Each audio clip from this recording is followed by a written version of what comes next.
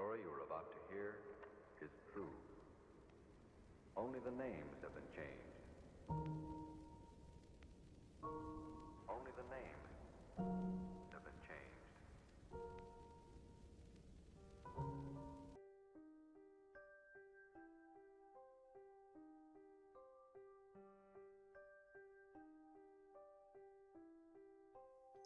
Centralia, plus connue sous le nom de Silent Hill, une ville fantôme aujourd'hui pratiquement abandonnée, à la suite d'un accidentel incendie dans une mine de charbon souterraine sous la ville, brûlant depuis 1962, qui ne s'éteint pas, même aujourd'hui il brûle encore. Tout le bien immobilier a fait l'objet d'une expropriation lancée en 1992. En octobre 2013, un accord a été conclu entre les autorités de l'État et les derniers résidents afin de leur permettre de continuer à vivre à Centralia tout en sécurité.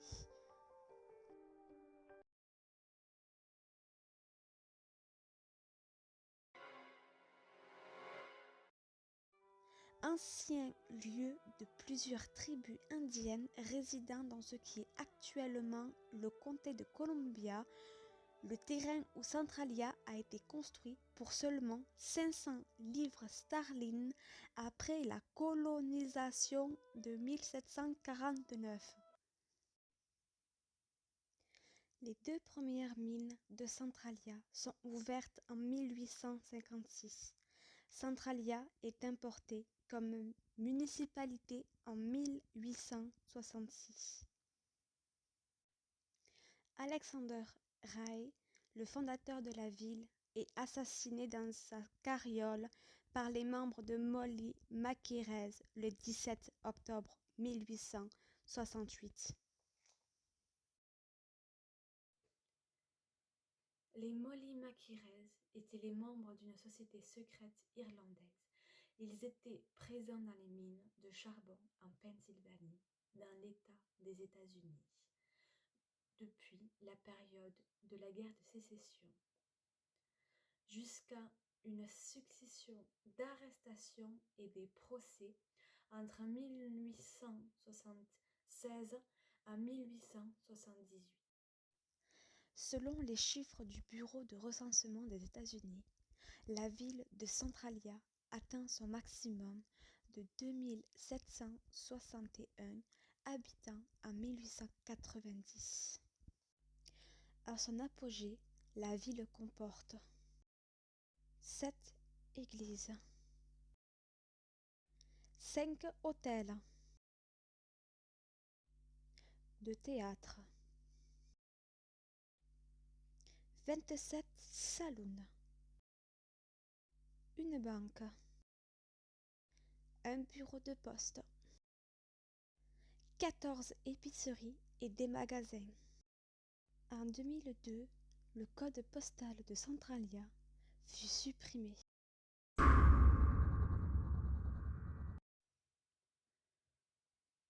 L'incendie peut être dû au gisement souterrain de charbon Centralia en début de mai 1962. La cause de l'incendie est incertaine. Plusieurs hypothèses ont été avancées en rapport avec l'enfouissement des déchets que le conseil municipal avait prévu de brûler. Ce qui expliquerait qu'il n'y a aucun document officiel attestant du procédé utilisé.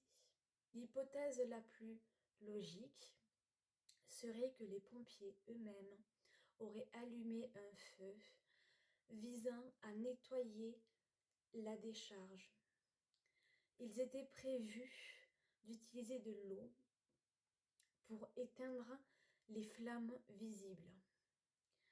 Mais le feu se serait propagé dans la mine entière.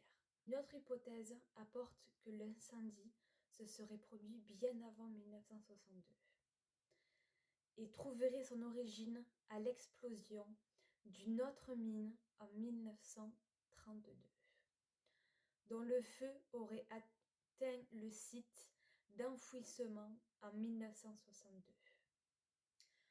Enfin, il est également évoqué que le feu serait inconnu et qu'il serait potentiellement possible à une combustion spontanée dans la zone de décharge.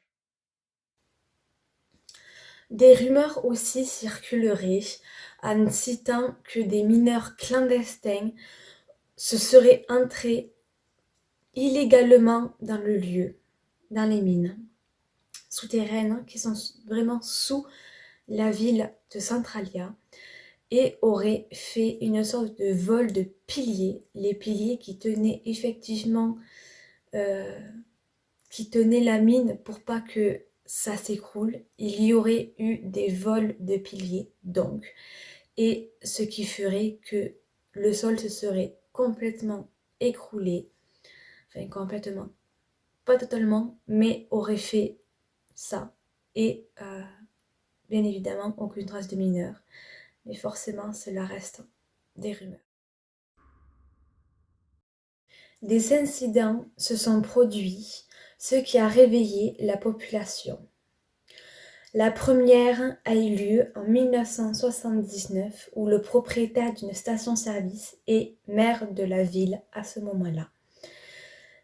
Il s'est alors rendu compte de la chaleur extrême que dégageait tout simplement la réserve de carburant, où il a par la suite testé le degré que dégageait sa réserve et il a découvert une température à plus de 78 degrés Celsius, ce qui est absolument énorme pour une station-service, que nous sommes bien d'accord.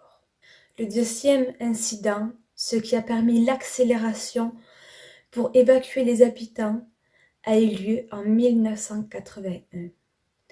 Ted Oboski, un jeune habitant de 12 ans, a échappé de peu à une mort atroce. Effectivement, un gouffre de 1 mètre de large et 46 mètres de profondeur s'est ouvert à travers ses pieds. Heureusement pour lui, il a été sauvé par son cousin, âgé seulement de 14 ans, qui par chance se trouvait avec lui.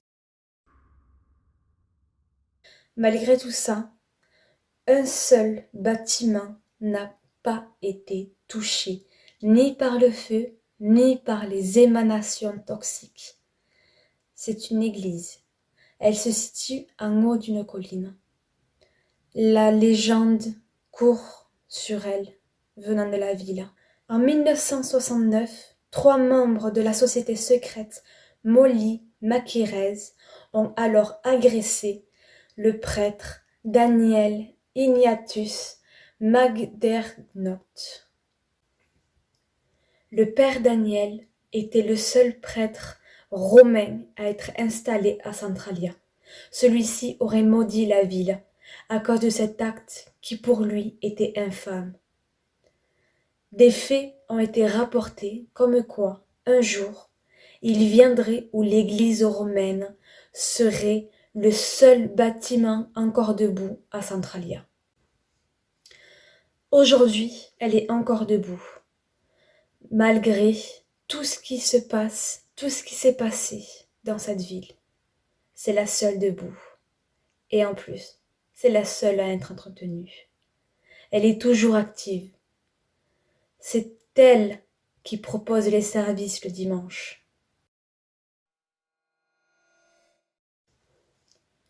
Aujourd'hui, après 68 ans que le lieu brûle et émane des gaz toxiques, quasiment plus aucun habitant n'est encore dans la ville. La végétation reprend son cours et les mines souterraines continuent de brûler sans arrêt.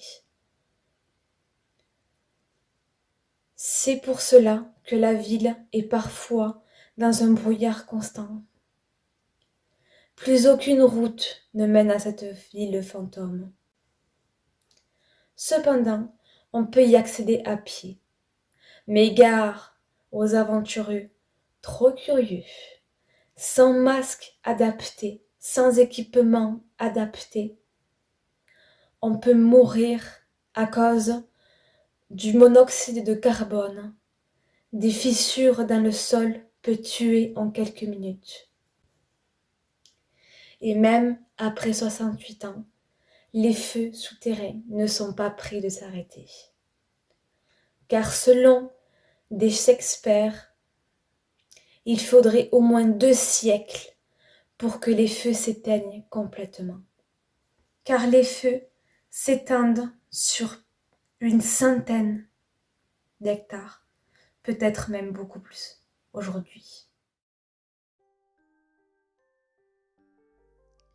Une ville fantôme, vide, brûlant, comme si le diable s'était emparé du lieu. Des routes écorchées, des habitations démolies. Voilà un décor parfait pour un film en post-apocalypse.